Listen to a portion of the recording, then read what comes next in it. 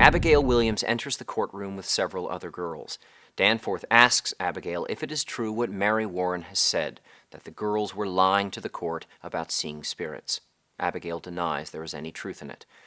Proctor tells the court Abigail means to murder his wife. Mary again swears that the behavior exhibited by the girls in court, seeing spirits, choking, and fainting, was pretense.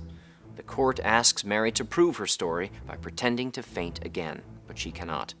Mary says she has no sense for it now. It was only sport in the beginning, she says, but then the girls started screaming and the whole world cried, "Spirits, spirits," and then even the judge seemed to believe it. Abigail turns on the judge for allowing her credibility to be questioned, threatening Danforth with a reminder that no one is exempt from the power of hell, not even him.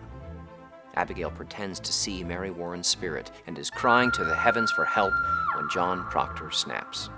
He rushes toward Abigail and grabs her hair, pulls the girl to her feet, and declares that she is a whore.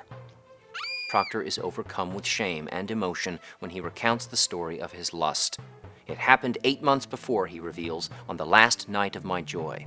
Proctor testifies that Elizabeth threw Abigail out of the house when it was discovered she was a harlot.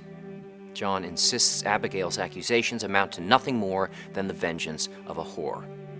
Danforth orders Elizabeth Proctor to be summoned. Proctor has already sworn that his wife will never tell a lie. If it's true, Danforth says, Elizabeth should be able to substantiate her husband's story.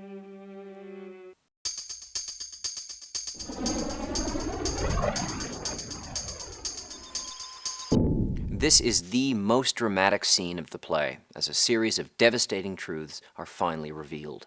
Not surprisingly, these truths do not sway the court, but they do have major implications for the characters involved. Mary Warren finally admits that she and Abigail and the other girls have been pretending to see spirits all along. Finally, there, in the eyes of God and the court, in what should be a sanctum of impartial truth, the duplicity of these child accusers is revealed. But any power that the truth may have lasts only for an instant, as Mary's inability to faint on demand allows Danforth and Paris to dismiss her claim. Mary's failure to faint also provides Abigail with the opportunity she's been looking for to reestablish her so-called credibility. Suddenly, Abigail pretends to see spirits, and the other girls, as has been their pattern, join in. Until this moment, John Proctor has been holding on to the truth of his adulterous affair with Abigail, terrified that to reveal it would be to ruin his reputation. But when Abigail again deceives the court with her spirit-seeing charade, Proctor realizes there is no hope for Elizabeth unless he confesses his lechery and reveals Abigail's sinister motive. In what can be considered the climax of the story, Proctor explodes with emotion and fury, announcing his secret for all to hear and declaring Abigail to be a murderous harlot.